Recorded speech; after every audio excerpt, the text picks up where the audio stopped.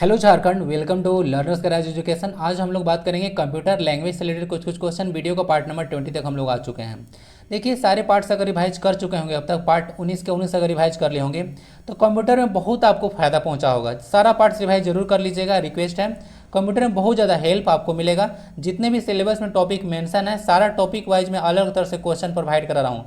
जैसे आज का मैं जैसे एग्जांपल लूँ तो आज आपको ऑपरेटिंग सिस्टम और जो इंटरनेट सर्विस है उस पर क्वेश्चन थोड़ा सा देखने को मिलेगा। तो अलग अलग टॉपिक से मैं टाइम टू टाइम वीडियो में प्रोवाइड कराता हूँ। तो सारा पार्ट्स रिवाइज कर लीजिएगा, बहुत ही ज़्यादा फ्रूटफुल होगा। बाकी फर्स्ट टाइम चैनल पे आते हैं तो जरूर जुड़िए और लोगों से शेयर भी कर दिया कीजिए। आप लोग को पीडीएफ और क्विज, अगर क्विज लगाना है तो टेलीग्राम ज्वाइन कर सकते हैं। चैनल का नेम सर्च कर लीजिएगा, लिंक कभी कभी नहीं खुलता है। तो चलिए देखते हैं। बाकी वीडियो को एक थम्स अप जरूर दें, एक लाइक दें, थोड़ा सा मोटिवेशन मिलता है मुझे भी। क्वेश्चन फर्स्ट आता है, which of the following are the two basic parts of URL. URL पता होता है क्या होता है? Uniform resource locator. किसी वेबसाइट का एड्रेस होता है, किसी वेबसाइट का एक एड्रेस होता है इंटरनेट पे, तो उसको बोलते हैं यूआरएल। जैसे आपका घर का एड्रेस होता है ना, घर का एड्रेस होगा सेक्टर 13 वगैरह, ओके, A3 वगैरह कुछ करके मकान का नाम होगा, तो ऐसे एड्रेस होता है।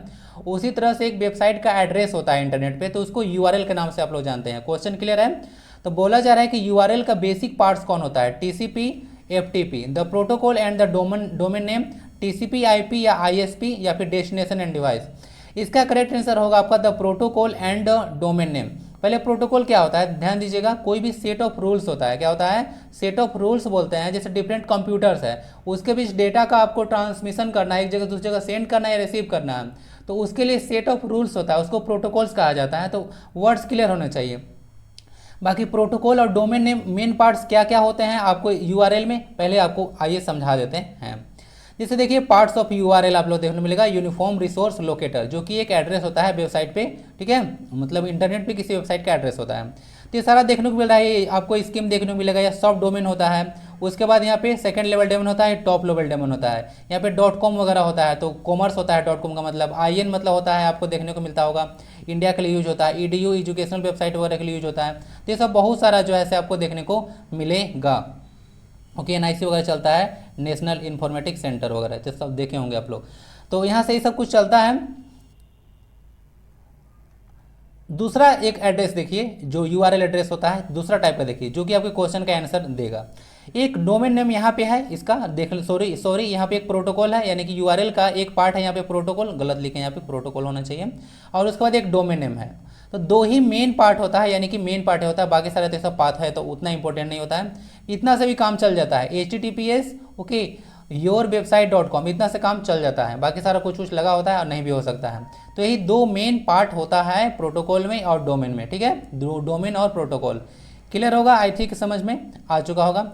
यहाँ से एक चीज़ और समझ लीजिएगा, जो HTTPS होता है, क्या होता है? HTTPS वर्सेस HTTP, यानी HTTPS वर्सेस HTTPS। ओके, तो क्या होता है? एस का मतलब सिक्योर होता है, याद रख लीजिएगा, सिक्योर। कभी कभी आपसे डायरेक्ट भी क्वेश्चन पूछ देंगे कि HTTPS में एस का क्या मतलब है, तो सिक्योर। जैसे पूछते हैं कि ईमेल में ई का क्या मतलब है, तो इलेक्ट्रॉनिक, इस तरह से पूछ सकते हैं। तो यहाँ से एस का मतलब सिक्योर होता है। जैसे कि मान लेते हैं कि मैं एक नाम लेता हूँ, अमित, क्या लेता हूँ? अमित लेता हूँ नाम। तो अमित से मैं कोई चीज़ सर्च किया, क्या किया? अमित से कोई चीज़ सर्च किया, या कहीं से किसी को डाटा भेजा, तो आप आराम से समझ जाइएगा कि अमित लिखा हुआ है। लेकिन मैं इसको थोड़ा सा ना अमित ना लिखकर कोड कर दूं। जैसे ए का कोड कितना होता है, रीजनिंग पढ़े होंगे, 1 लिख दिया, ठीक है।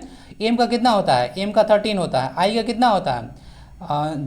आई का होता है आपका IJ 9 होता है। उसके बाद टी का कितना होता है? टी का 20 होता है।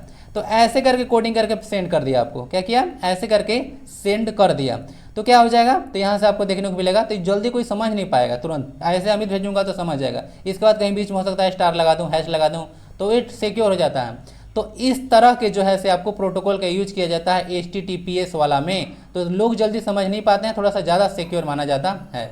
आई होप कि समझ में आ चुका है चीज़। आपके क्वेश्चन का आंसर क्या हो जाता है? आपके क्वेश्चन का आंसर हो जाता है the protocol and the domain name. यही दो मेन कंपोनेंट्स या पार्ट्स बोल सकते हैं यूआरएल का, यूनिफॉर्म रिसोर्स लोकेटर का। बाकी यहाँ पे जो टर्मिनोलॉजी यूज हुए हैं उसका फुल फॉर्म बता देते हैं। टीसीपी क्या होता है? टीसीपी होता है आपका ट्रांसमिशन कंट्रोल प्रोटोकॉल। क्या होता है? ट्रांसमिशन ना, ट्रांसमिशन कंट्रोल प्रोटोकॉल, इसको याद रखिएगा, इंपॉर्टेंट है। आईपी का क्या होता है, आईपी एकदम इजी है, इंटरनेट प्रोटोकॉल होता है, यहाँ पे जो दिख रहा होगा आईएसपी इंटरनेट सर्विस प्रोवाइडर होता है, और एफटीपी होता है फाइल ट्रांसफर प्रोटोकॉल। ओके, समझ गए ना, एफटीपी क्या होता है, फाइल ट्रांसफर प्रोटोकॉल, आईपी होता है इंटरनेट प्रोटोकॉल, आईएसपी होता है इंटरनेट सर्विस प्रोवाइडर जो इंटरनेट देते हैं आपको, और एफटीपी और यहाँ पे टीसीपी बता ही दिया, ट्रांसमिशन कंट्रोल प्रोटोकॉल। तो इसको याद रखिएगा। आई होप कि सारा चीज़ क्लियर होगा क्या क्या होता है, देख लीजिएगा। क्वेश्चन सेकंड पे मूव करते हैं। What is the full form of pop. Pop का फुल फॉर्म क्या होता है, तो आपको देखने को मिलेगा जो पॉप होता है उसका फुल फॉर्म क्या होता है, protocol on protocol, popular office program, post office protocol, या फिर पोस्ट ऑफिस प्रोग्राम। क्या होना चाहिए, ऑप्शन बहुत सिमिलर है, कन्फ्यूज हो जाइएगा। इसका आंसर होता है, अब मैं पहले भी चर्चा कर चुका हूँ पॉप के बारे में, तो इसमें देखने को मिलेगा post office protocol is the correct answer of this question. जो पॉप है उसका फुल फॉर्म होता है post office protocol, and it is use for email, जहाँ पे आप लोग बनाते हैं ईमेल में, यहाँ पे पोस्ट ऑफिस प्रोटोकॉल होता है। पोस्ट ऑफिस किस लिए यूज होता है, लेटर को एक जगह से दूसरी जगह सेंड करने के लिए जो है पोस्ट ऑफिस होता है, एक जगह दूसरी जगह आपको लेटर वगैरह सेंड करना है। अब तो बहुत सारा सामान वगैरह आप लोग पोस्ट ऑफिस थ्रू होता है, लेकिन मेन पर्पज शुरू में क्या था, उसको लेटर वगैरह आता जाता था, ओके, पोस्ट से। तो ईमेल की जगह से आप लोग क्या कर सकते हैं, ईमेल में आप लोग जो है बहुत सारा चीज़ आप सेंड करते हैं, तो वहाँ पे पोस्ट ऑफिस प्रोटोकॉल पे वो कार्य करता है, इसको याद रखा जाए। ओके, बाकी ईमेल में आपको इलेक्ट्रॉनिक मेल होता है, और ईमेल का आविष्कार जो है कौन किए थे, रे टॉमलिंसन ना, रे टॉमलिंसन उसका आविष्कार किए थे ईमेल का।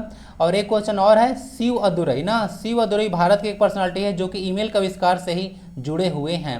इनको याद रखिए, क्वेश्चन बहुत ज़्यादा इंपॉर्टेंट है। शिव अदुरई एक पर्सनालिटी है, इंडियन पर्सनालिटी जो कि ईमेल का आविष्कार से जुड़े हैं। बाकी ऐसे डायरेक्ट क्वेश्चन आएगा कि ईमेल का आविष्कारक कौन है, तो रे टॉमलिंसन आप लोग लगा लीजिएगा। आंसर हो गया पोस्ट ऑफिस प्रोटोकॉल। पूछता है डायरेक्ट पोस्ट ऑफिस प्रोटोकॉल जो ईमेल है किस पे काम करता है, तो पोस्ट ऑफिस प्रोटोकॉल पे ईमेल कार्य करता है।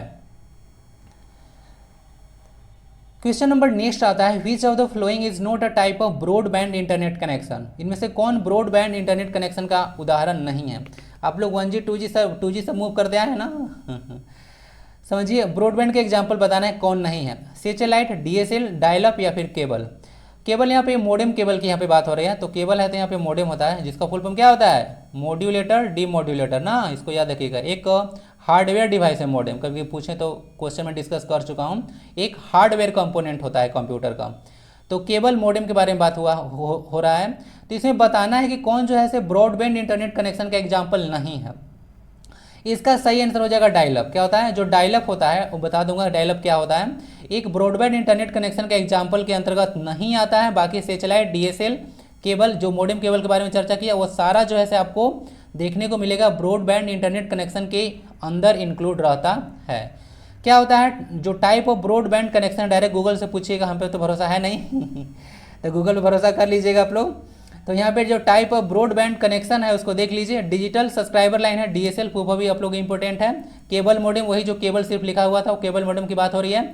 फाइबर हो गया, वायरलेस हो गया, सैटेलाइट इंपॉर्टेंट है, तो सैटेलाइट वगैरह हो गया। फिर ब्रॉडबैंड ओवर पावर लाइन, तो ब्रॉडबैंड ओवर पावर लाइन से आप लोग देखते हैं, ये सारा जो है किसके अंतर्गत आता है, ये सारा जो है आपके ब्रॉडबैंड कनेक्शन के अंतर्गत आता है। अब डायलअप आखिर होता क्या है, इसके बारे में भी जान लिया जाए। देख लीजिए यहाँ पे डायलअप कनेक्शन का एग्जांपल यहाँ पे देखने को मिल रहा होगा आपको, तो यह है डायलअप कनेक्शन। यहाँ पे आपको कोई कंप्यूटर सिस्टम देखने को मिल रहा है, मोडेम के थ्रू जो है इंटरनेट को एक्सेस कर पा रहा है। थोड़ा सा स्टडी कर लेते हैं। डायलअप कनेक्शन यूजेज है standard phone line and analog modem. Modem देख सकते हैं आप लोग यहाँ पे है।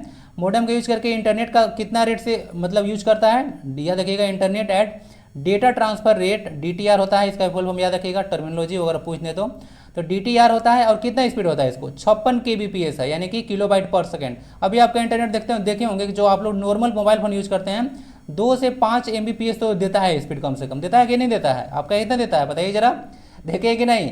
मैं तो जब वीडियो अपलोड करता हूँ तो 2 से 5 Mbps इतना देता है कम से कम स्पीड। तो इसको 56 kbps बहुत कम होता है डायलअप के लिए, तो इसीलिए ब्रॉडबैंड के अंतर्गत नहीं आता है। बाकी जो डायलअप कनेक्शन होता है किसका यूज करता है, public switched telephone network, PSTN in short it is called. तो इसको देख लीजिएगा, PSTN का यूज करता है कौन, डायलअप कनेक्शन। ओके, तो इसको समझ में आ चुका होगा। ओके, तो ध्यान से क्या कीजिए, छोटे छोटे टर्म में पूछ सकते हैं। सिलेबस बहुत बड़ा है ना, ठीक है, सिलेबस बहुत बड़ा है, डरा नहीं रहा हूँ, लेकिन कितना पढ़ना है आपको पता होना चाहिए। सिलेबस बहुत बड़ा है तो उसको आराम आराम से करके ले चलिए, बहुत सारी चीज़ तो मैं आपको प्रोवाइड करा चुका हूँ। संडे टेस्ट से जरूर जुड़ा कीजिए, बहुत सारा टेस्ट देखने को मिलेगा। शाम को 8 बजे भी झारखंड वीडियो। आंसर क्या हो गया आपका, आप लोग तो समझ चुके होंगे। डायल अप क्या क्या होता है देख लिया आपने। चलिए DSL वगैरह सारा तो पता चल गया, दिखना डिजिटल सब्सक्राइबर लाइन। STD क्या होता है, सब्सक्राइबर ट्रंक डायलिंग होता है, तो इसको याद रख सकते हैं आप लोग। अच्छा आप एक चीज़ बताइए, जो आप लोग कैमरा यूज करते हैं DSLR, उसका फुल फॉर्म लिखिए जरा। बहुत मस्त मस्त फोटो आप लोग अपडेट कर रहे हैं इंस्टाग्राम पे। मैं भी इंस्टाग्राम पे आ जाऊँ क्या? चलिए तो बताइए जरा DSLR का फुल फॉर्म क्या होता है, सब मैं बता दूँ। चले थोड़ा सा आपको ही मेहनत करना चाहिए। DSLR का फुल फॉर्म लिखिए आप। अगर आंसर जो नहीं लिखेंगे तो मुझे पता चल जाएगा किसी को पता नहीं है। ओके आंसर लिखिए, आप लोग आंसर देते ही नहीं हैं, आंसर दीजिए। देखिए यहाँ से नेक्स्ट क्वेश्चन बोलता है, टिपिकल टिपिकल जो मॉडर्न कंप्यूटर है किसका यूज करता है। मॉडर्न कंप्यूटर के बारे में बात की जा रही है कि किसका यूज करता है, भाल्व्स का, LSI चिप्स का, वैक्यूम ट्यूब्स का, या ऑल ऑफ दिस का। तो जो मॉडर्न कंप्यूटर पर देखने को मिलेगा वो LSI चिप का यूज करता था। किसका, LSI चिप का यूज करता है। LSI क्या होता है, लार्ज स्केल इंटीग्रेशन का यूज करता है। ओके जिसको याद रखिएगा, आधुनिक कंप्यूटर यूज करता है। अब ये सब यूज नहीं होता है, अब तो बहुत हाई लेवल का आ गया। देख सकते हैं यहाँ से, और typical modern computer uses LSI chips. Large scale integration full form होता है is the process of integrating और embedding thousands of transistor on a single silicon semiconductor microchip. एक चिप पर आपको थाउजेंडों जो है से आपको देखने को मिल जाएगा ट्रांजिस्टर सेमीकंडक्टर पर। Okay LSI technology was conceived in the mid 1970s। आपको पता होगा माइक्रो प्रोसेसर वगैरह का आविष्कार भी 1971 के आसपास हुआ था। तो उसी के ड्यूरेशन में आप लोग देखने को मिलेगा कि LSI टेक्नोलॉजी आया था। अब जो है इसका यूज नहीं है, यही लिखा हुआ है। ओके यही सारा चीज़ हो गया आपका, तो LSI हो गया। बाकी जनरेशन ऑफ कंप्यूटर में क्या क्या यूज हुआ था, वैक्यूम ट्यूब फर्स्ट में यूज हुआ था, याद रखिएगा। ओके सेकेंड में ट्रांजिस्टर, थर्ड में IC चिप्स, और फोर्थ में हुआ था आपको VLSI हुआ था, वेरी लार्ज स्केल इंटीग्रेशन, और फिफ्थ में हम लोग अल्ट्रा लार्ज स्केल इंटीग्रेशन चलते हैं, जो कि माइक्रो प्रोसेसर का ही बहुत एडवांस वर्जन देखने को मिलता है। ये सारा चीज़ तो रट गया होगा, इतनी बार मैं बता चुका हूँ।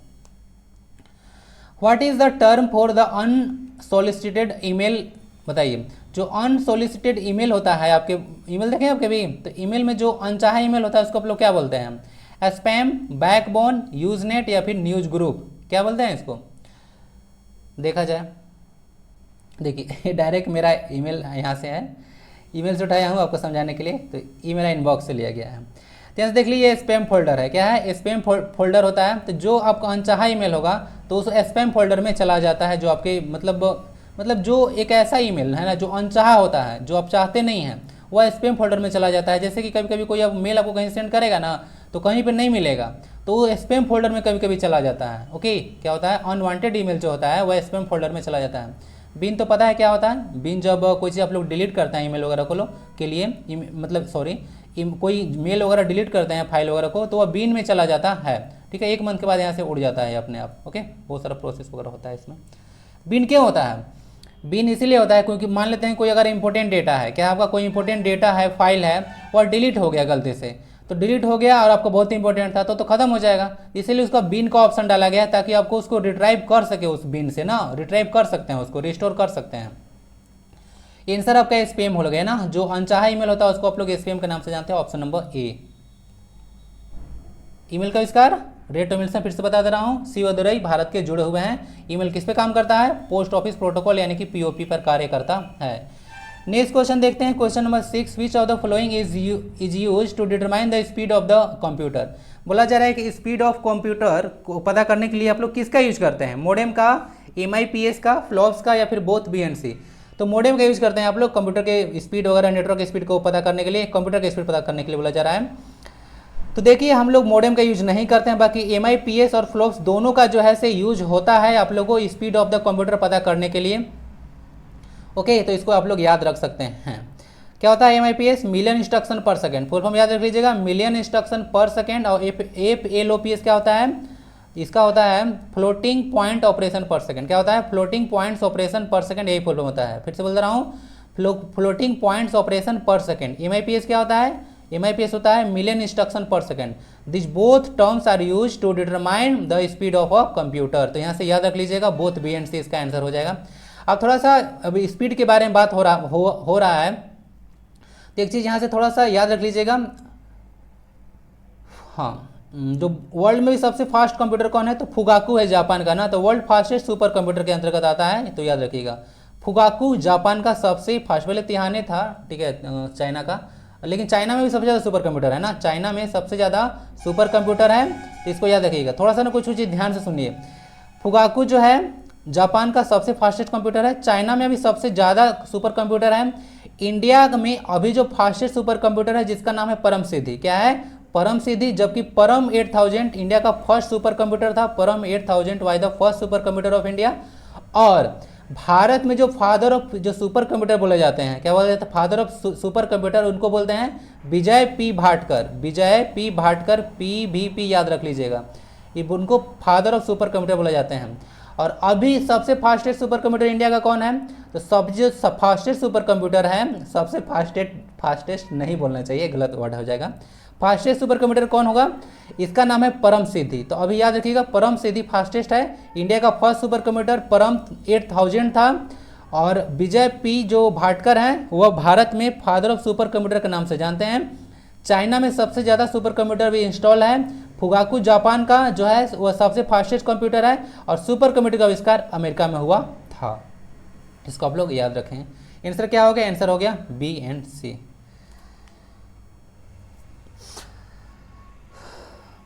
बाकी बीट और बाइट और बाइट में कंफ्यूजन है ना, है बाइट और बीट, ठीक है।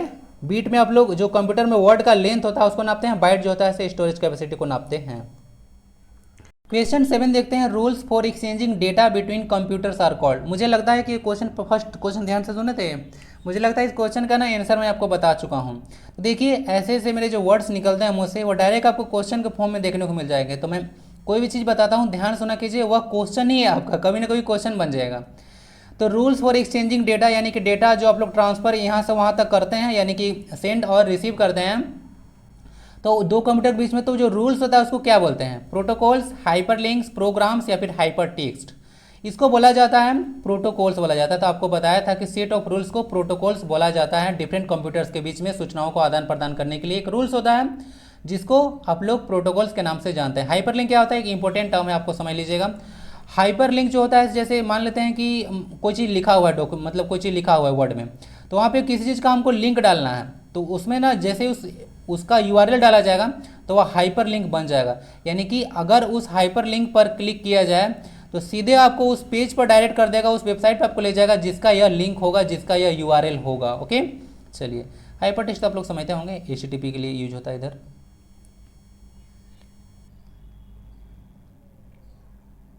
हाँ, मतलब हाइपर टेक्स्ट जो हाइपर लिंक्स में जो टेक्स्ट लिखा था उसको हाइपर टेक्स्ट आप लोग कह सकते हैं। हाइपर टेक्स्ट इमेज होता है, इमेज के फॉर्म में भी होता है और टेक्स्ट वगैरह भी देखने को मिल जाता है। नेक्स्ट क्वेश्चन आता है, bar code store information using. Bar code तो आप लोग देखे होंगे, तो जो बार कोड होता है वो इन्फॉर्मेशन किस तरह से आप लोग को संग्रहित करके रखता है, thick and thin lines, punch holes, dots या फिर all of above. Bar codes देखें आप लोग, बार कोड्स देखिए ये होता है बार कोड। तो बार कोड में आप लोग को सिर्फ थिक मतलब मोटा होता है ना भाई, थिक मतलब क्या होता है, मोटा, और थिन मतलब होता है पतला। तो बस आपको मोटा और पतला लाइन का जो ऐसे ग्रुप देखने को मिल रहा होगा, मोटा पतला। तो जो बार कोड होता है क्या होता है, जो बार कोड होता है वो आप लोग को देखने को मिलेगा थिक एंड थिक लाइंस का एक तरह से इन्फॉर्मेशन होता है ना, सारा इसमें इन्फॉर्मेशन जो है से थिक और थिन लाइन के रूप में मतलब दिया रहता है। ओके, ताकि कोई भी इसको स्टडी सीधे ना कर सके। ओके, ये सब सिक्योरिटी होता है। ओके, चलिए बाकी आप लोग जो जैसे फ़ोन पे पेटीएम वगैरह करते हैं, सब ऐसे डॉटेड लाइन वगैरह बहुत सारा होता है, देखे होंगे अलग अलग तरह का, पंच होल टाइप से कुछ वो सारा जो होता है आपका क्यूआर कोड होता है। क्यूआर मतलब क्विक रिस्पॉन्स करने वाला, क्विक रिस्पॉन्स इसका फुल फॉर्म होता है ना क्यूआर कोड का। चलिए आंसर हो गया थिक एंड थिन लाइन्स। बाकी यहाँ से एक जो डिवाइस दिख रहा है आपको, जो कि इसको स्कैन करने का काम करता है, इसको बोलते हैं बार कोड रीडर। और जो बार कोड रीडर होता है एक इनपुट डिवाइस के अंतर्गत आता है, क्योंकि सूचना इसके अंदर जो है से लिया जाता है, इसका सूचना जो है से इन्फॉर्मेशन है वह इसके अंदर लिया जाता है। तो सूचना कहीं भी आप लोग इनपुट करते हैं तो वहाँ पे इनपुट डिवाइस आ जाता है, जैसे कीबोर्ड हो गया, उसके बाद माउस हो गया। ओके, तो यहाँ समझ लीजिएगा कीबोर्ड हो गया, ये सब ग्राफिकल यूजर और कैरेक्टर यूजर इंटरफेस का एग्जांपल के अंतर्गत आते हैं। तो ये सर आप देखिएगा आप लोग, तो यहाँ से सूचना क्या होता है, लेता है यह मशीन, तो इसलिए इसको इनपुट डिवाइस के अंतर्गत आता है। मतलब कीबोर्ड को कैरेक्टर यूजर इंटरफेस आता है CUI, जब आप लोग सूचना कंप्यूटर को सूचना देते हैं ओके कैरेक्टर के वगैरह के रूप में, तो उसको बोलते हैं आप लोग कैरेक्टर यूजर इंटरफेस। और यहाँ पे जब ग्राफिकल के फॉर्म में यूज देते हैं सूचना, तो उसको बोलते हैं आप लोग ग्राफिकल यूजर इंटरफेस, जैसे कि माउस वगैरह। दोनों का फुल फॉर्म याद रख लीजिएगा।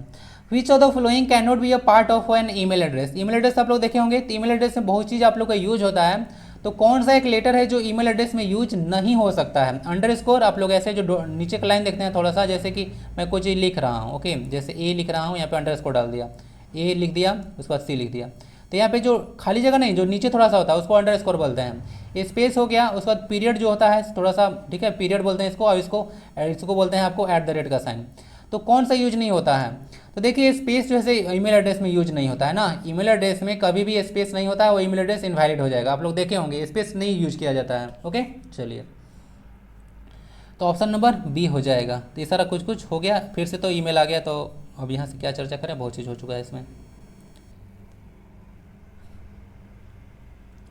How many digits of the DNIC identify the country. बोला जा रहा है कि कितना डिजिट जो होता है DNIC में। अब DNIC का फुल फॉर्म चलिए ले आते हैं। DNIC का फुल फॉर्म होता है डेटा नेटवर्क आइडेंटिफिकेशन कोड। क्या बोला, डेटा नेटवर्क आइडेंटिफिकेशन कोड, यानी कि कहाँ से वो डेटा ले रहा है, किस मतलब डेटा नेटवर्क है, किस नेटवर्क का है, एग्जाम्पल है, कहाँ से नेटवर्क ले रहा है, उसका जो है एक तरह से बोल सकते हैं कि कोड होता है, आइडेंटिफिकेशन कोड होता है ना, किसी नेटवर्क का जो डेटा नेटवर्क का एक कोड होता है, उसको बोलते हैं DNIC, data network identification code okay. तो किसी को आइडेंटिफाई करने का एक कोड होता है। तो थोड़ा सा इसको समझ लीजिएगा कि कितना डिजिट, पहले तो 4 डिजिट होता है उसमें, याद रखिए DNIC में 4 डिजिट देखने को मिलेगा। तो फर्स्ट जो 3 डिजिट होता है ना, फर्स्ट 3 डिजिट यानी कि प्रथम 3 जो अंक होता है वह किसी कंट्री को आइडेंटिफाई करता है, और एक डिजिट जो बच गया वो आपको नेटवर्क कोड को आइडेंटिफाई करता है। किसको, नेटवर्क कोड को, यानी कि लास्ट डिजिट जो है वह क्या करता है, वह जो है आपका नेटवर्क कोड को आइडेंटिफाई करता है। तो इसको याद रखिएगा, DNIC data network identification code, किसी नेटवर्क का क्या होता है, डेटा नेटवर्क का आइडेंटिफिकेशन कोड होता है। किसी नेटवर्क पर आप लोग अगर कुछ सर्च कर रहे हैं तो उसका एक आइडेंटिफिकेशन कोड होता है ना। चलिए, क्वेश्चन 11 आता है, which of the following is an example of single user operating system. जैसे नाम से ये सिंगल यूजर ऑपरेटिंग सिस्टम, तो सिंगल यूजर ऑपरेटिंग सिस्टम क्या करेगा, तो सिंगल यूजर ऑपरेटिंग सिस्टम आपको सिंगल यूज के लिए है। तो कौन सा जो है यहाँ सिंगल यूजर ऑपरेटिंग सिस्टम है, MS-DOS, लिनक्स, बेसिक या फिर यूनिक्स। तो आप लोग को देखने को मिलेगा यहाँ से जो MS-DOS है वह सिंगल यूजर ऑपरेटिंग सिस्टम का एग्जाम्पल है। डॉस का मतलब होता है डिस्क ऑपरेटिंग सिस्टम ना, याद रख लीजिएगा, डिस्क ऑपरेटिंग सिस्टम, शॉर्ट में इसको OS कहा जाता है। तो डिस्क ऑपरेटिंग सिस्टम जो है माइक्रोसॉफ्ट के द्वारा डेवलप किया गया है, याद रख लीजिएगा। कभी अगर पूछते हैं कि जो डिस्क ऑपरेटिंग सिस्टम है कौन डेवलप किया है, तो माइक्रोसॉफ्ट कंपनी जो फाउंड किया गया था 1975 में फाउंड किया गया था। अब इसके 10 साल बाद विंडोज़ का पहला वर्जन 1985 में लॉन्च हुआ था, विंडोज़ का पहला वर्जन, याद रख लीजिएगा विंडो। अब तो विंडो 10 चला था, विंडो 10 जो है 2015 में आया था, और अभी लेटेस्ट विंडो 11 भी आ चुका है जो कि 2021 में आपको लॉन्च हुआ है। तो इसको थोड़ा सा आइडिया रख सकते हैं आप लोग, विंडो 11 आ चुका है ना। चलिए पूछते हैं कि विंडो 10 कब आया था, तो विंडो 11 कब आया था, तो विंडो फर्स्ट टाइम कब लॉन्च हुआ था, कब फाउंड हुआ था। विंडोज़ देखिएगा तो ऑपरेटिंग सिस्टम के मार्केट में जो सॉफ्टवेयर है उसमें राजा है, बोला जाता है, किंग बोल सकते हैं इसको। सबसे ज़्यादा लगभग तो बोल सकते हैं 60 से 70% जितना सॉफ्टवेयर है सारा यही जो है से कवर करके रखा है, ठीक है, माइक्रोसॉफ्ट। और कितना सारा एप्लीकेशन वगैरह ही बनाया है, यानी कि सॉफ्टवेयर और एप्लीकेशन और देखिएगा मतलब सिस्टम, सॉफ्ट ऑपरेटिंग सिस्टम सारा चीज़ बना के रखा है।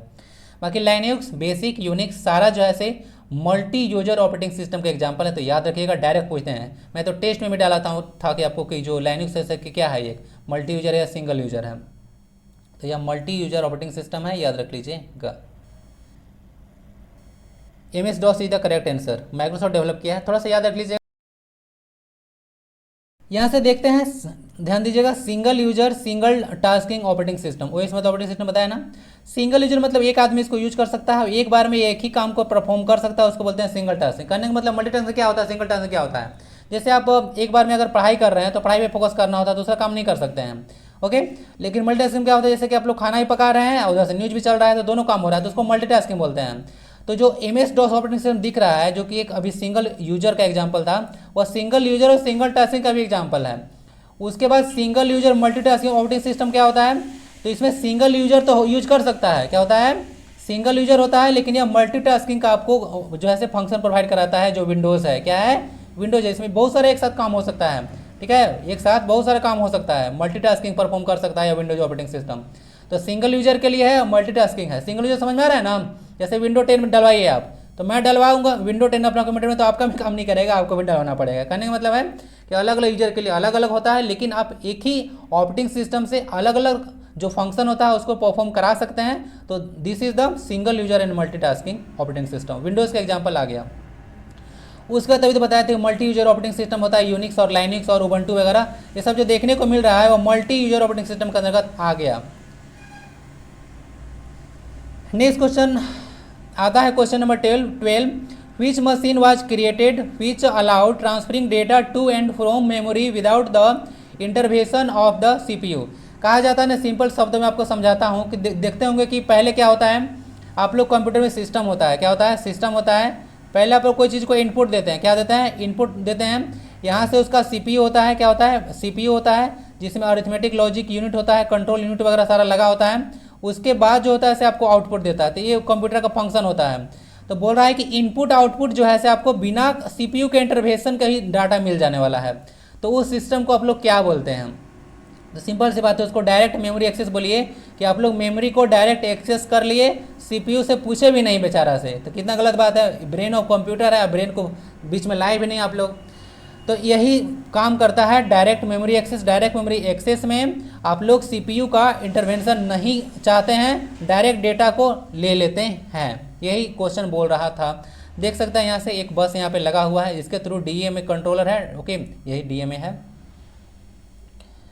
डेटा मेमोरी एक्सेस, और ओके कंट्रोलर है। तो ये बस के थ्रू जो डेटा है ऐसे डायरेक्ट ले सकता है कहीं से, पेरिफेरल यूनिट से। ओके, तो पेरिफेरल यूनिट से ले सकता है डेटा वगैरह, इनपुट आउटपुट डिवाइस से, और कहीं से भी डेटा ले सकता है, और इसमें सीपीयू का इंटरफेस इसको जरूरत नहीं पड़ता है। क्वेश्चन आता है next, which is a way of dealing with dedicated input output devices. I और ओ लिखा होगा ना कंप्यूटर में, क्वेश्चन में तो समझ जाएगा कि इनपुट आउटपुट के लिए यूज किया जाता है। विच is a way of dealing with dedicated input output devices in a multi programming system. कहा जा रहा है कि इनमें से कौन जो है से मल्टी प्रोग्रामिंग सिस्टम में समर्पित इनपुट आउटपुट डिवाइसों के साथ निपटने का तरीका है। कहने का मतलब है कि जब आप मल्टी प्रोग्रामिंग कर रहे हैं कोई सिस्टम में, जहाँ मल्टी प्रोग्रामिंग कर रहे हैं, तो इनपुट आउटपुट डिवाइस के साथ आपको इंटरेक्ट करना है, तो कौन सा एक टर्म यूज होता है? तो उसके लिए आप लोग स्पूलिंग टर्म यूज करते हैं। याद रखिए, क्या बोलते हैं आप लोग? इनपुट आउटपुट डिवाइस के साथ अगर इंटरेक्ट करना है तो उसके लिए आप लोग क्या करते हैं? स्पूलिंग वर्ड का यूज करते हैं। और जनरलाइज करता हूँ इस क्वेश्चन को, समझिए। जैसे इन कंप्यूटिंग में, कंप्यूटर में बोला जा रहा है कि जब स्पूलिंग क्या होता है, is a specialised form of multi programming for the purpose of copying data between the different device. Different device से डेटा को कॉपी करने के लिए एक टर्म होता है। इन कंटेम्प्रेरी सिस्टम्स, कंप्यूटर मतलब एक साथ सिस्टम है, it is usually used for mediating between a computer application and slow peripheral devices, जैसे कि प्रिंटर वगैरह। तो कंप्यूटर डिवाइसेस और जो आप लोग देखते होंगे जो कंप्यूटर एप्लीकेशन होता है उसके बीच इंटरेक्ट करने का काम आप लोग करते हैं। तो यह होता है टोटल आपका स्पूलिंग प्रोसेस। तो आप लोग इनपुट आउटपुट डिवाइस के बीच में जो इंटरेक्ट करते हैं मल्टी प्रोग्रामिंग में, उस टर्म के लिए जो टर्म यूज होता है उसको आप लोग स्पूलिंग बोलते हैं। गर्मी में वीडियो रिकॉर्ड करने में आजकल हालत ख़राब हो जा रहा है। आसान नहीं होता है कोई भी काम यार। ओके, थोड़ा जो भी काम आप लोग करते हैं ना उसमें थोड़ा सा डेडिकेशन से किया कीजिए। जहाँ पे हैं एक चीज़ जानते हैं ना, जहाँ पे भी हैं और जो आप लोग का काम करना है, ठीक है, पूरा डेडिकेशन के साथ कीजिए, एक दिन सफलता जरूर मिलने वाला है। ओके, मेरे लाइफ का एक्सपीरियंस यही कहता है। The multi user operating system is based on the concept of, अभी आपने मल्टी यूज़र ऑपरेटिंग सिस्टम जैसे कि लाइनक्स, यूनिक्स, उबंटू वगैरह के एग्जाम्पल आपने देखा, तो मल्टी यूज़र ऑपरेटिंग सिस्टम के अंतर्गत आता था। तो वह जो है किसके कॉन्सेप्ट पे बेस्ड होता है? Time losing, time spooling term में बताया था, टाइम गेनिंग या फिर टाइम शेयरिंग। यह जो होता है टाइम शेयरिंग पर काम करता है। कौन? Multi user operating system. और जनरलाइज करता हूँ टाइम शेयरिंग आखिर क्या होता है। यहाँ से देख लीजिए, यहाँ पे एक सीपीयू है, ओके, तो ऑपरेटिंग सिस्टम वगैरह जिसमें बहुत सारे यूजर जो है एक ही साथ में डेटा को जो है कनेक्ट मतलब शेयर कर सकते हैं। तो होता है मल्टी यूजर ऑपरेटिंग सिस्टम। और इसमें क्या होता है, यहाँ से देख सकते हैं टाइम शेयरिंग होता है, एक साथ जो है कोई चीज़ मतलब डेटा वगैरह जहाँ मन होगा शेयर कर सकता है, सारा कनेक्टेड है एक दूसरे से। समझ गए? ये होता है। चलिए, तो आंसर समझ में आ चुका है ना कि कोई दिक्कत है? आंसर हो गया इसका टाइम शेयरिंग। तो टाइम शेयरिंग ऑपरेटिंग सिस्टम हो जाएगा। ओके, चलिए।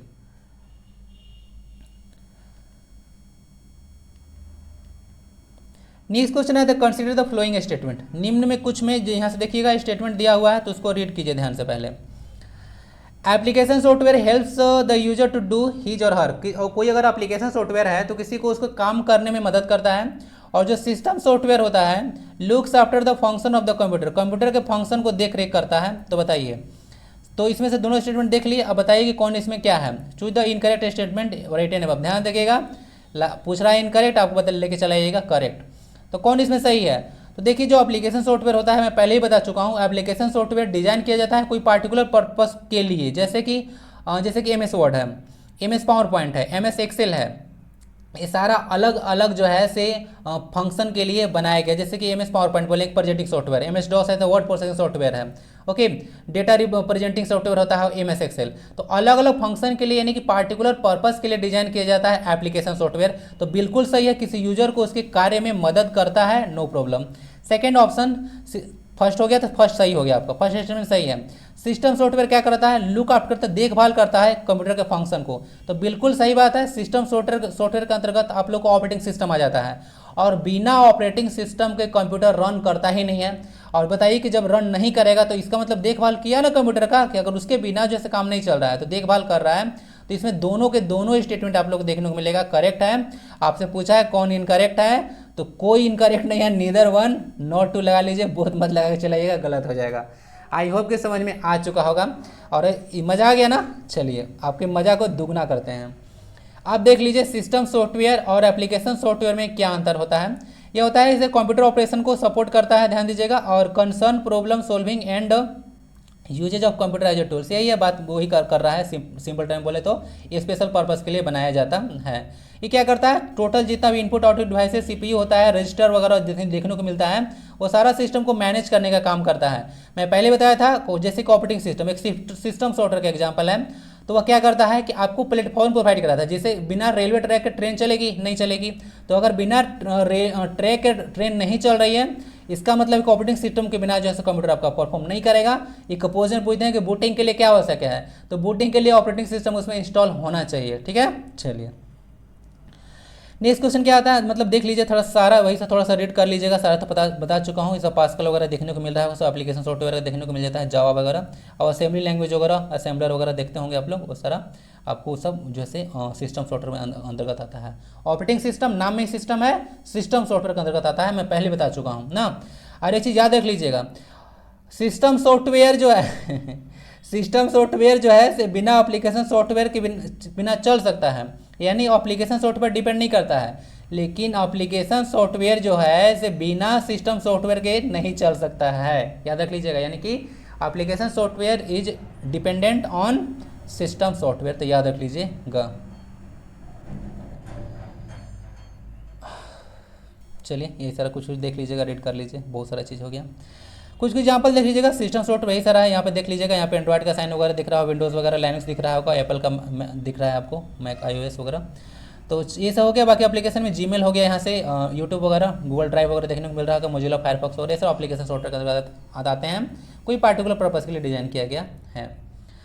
नेक्स्ट क्वेश्चन आता है, what is the general name of the device which produces hard copy graphics. ध्यान दीजिएगा, जैसे फोटोकॉपी आप लोग देखें मशीन, तो फोटोकॉपी में आप लोग क्या टाइप करता है? फोटोकॉपी मशीन आपका टेक्स्ट को टाइप करता है, किसका?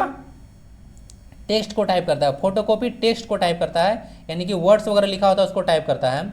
तो हार्ड कॉपी ग्राफिक्स समझते हैं, ग्राफिक्स में जैसे कोई चीज़ इमेज वगैरह हो गया, कोई मैप वगैरह कलरफुल वगैरह में निकालना है, तो उस सारे सिस्टम को आप लोग ग्राफिक्स बोलते हैं। वर्ड्स क्लियर है ना? ग्राफिक्स मतलब जैसे कोई इमेज वगैरह कहीं पे है, ठीक है, कोई माउंटेन वगैरह हमको दिखाना है, ओके, तो उसको कलरफुल वगैरह में निकालने का एक यंत्र होता है, ठीक है, तो भी उसका नाम पता चलेगा आपको।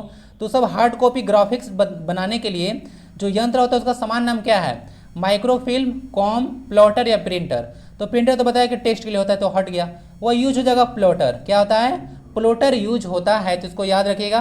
प्लॉटर आपका कैसा, कुछ ऐसा दिखता है, देख लीजिए एक मैप को यहाँ पे प्रिंट किया जा रहा है, तो इस मैप को प्रिंट किया जाए, बहुत सारा ग्राफिक्स वगैरह, इमेज वगैरह बहुत सारा देख लीजिएगा, यहाँ से जो है इसको यहाँ पे प्रिंट किया जा रहा है इससे, ओके। तो ये हो जाता है आपको जो प्लॉटर। प्लॉटर एक आउटपुट डिवाइसेस है, प्लॉटर और जो देखने को मिल रहा है प्रिंटर, और दोनों आउटपुट डिवाइसेस का एग्जांपल में आता है, क्योंकि प्रिंटर कुछ कुछ देता है, ओके। चलिए समझ चुके हैं, कोई दिक्कत है?